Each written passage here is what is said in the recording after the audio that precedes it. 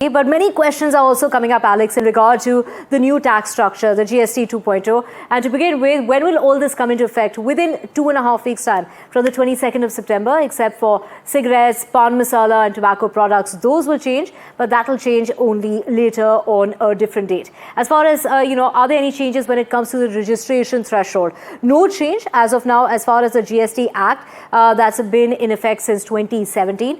And when we, also talk about where will the revised rates be notified? Well, all this will still be notified on the CBIC website. And, what about goods that were supplied perhaps earlier, but the invoice and the payment was only made after the rate change? Now, in that particular case, if payment was received after the change, the tax as per date of the payment or the invoice, whatever's earlier of the two, and if the payment was received before the change, tax as per the payment date. If the GST rate was reduced, does one really, have a choice here? Because, one could have an old ITC at a higher rate. So what do those people do? Well, you can still use your ITC for any output liability as well. Now, the question that's really being asked here is, why is there a 40% tax on non-alcoholic beverage? Well, this is basically to align with similar goods and avoid disputes. And also, as far as unspecified food preparations concerned, now on that the GST is about 5%. So questions being raised there as well, while higher GST as far as fruit-based carbonated drinks is concerned,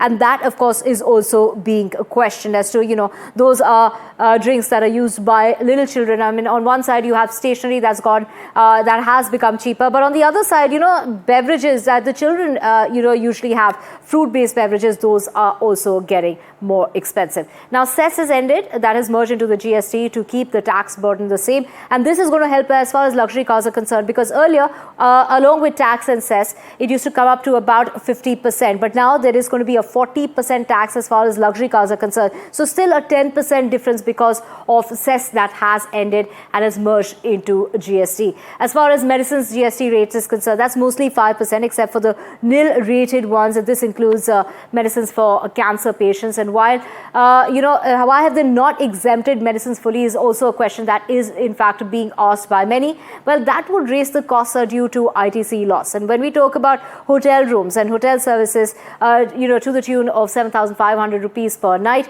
and that would, attract a taxation of about 5%. But also, beauty salons, fitness centers, we're talking about yoga centers, all that is also getting cheaper. Earlier it was, taxed at about 18%, but now it's down to about only 5%, and that's a huge difference there. But when we talk about a lottery and betting, those casinos and online gaming, that sector is now attracting a tax of 40%. And when we talk about IPL and similar events, well, now the admission would be again attracting tax of about 40%. But when we talk about other sporting events, now the tickets that are under 500 bucks, those are exempt, but tickets above 500 rupees will attract tax of 18%. So that is, the questions that are now commonly being asked by the common man, as this really does impact the common person.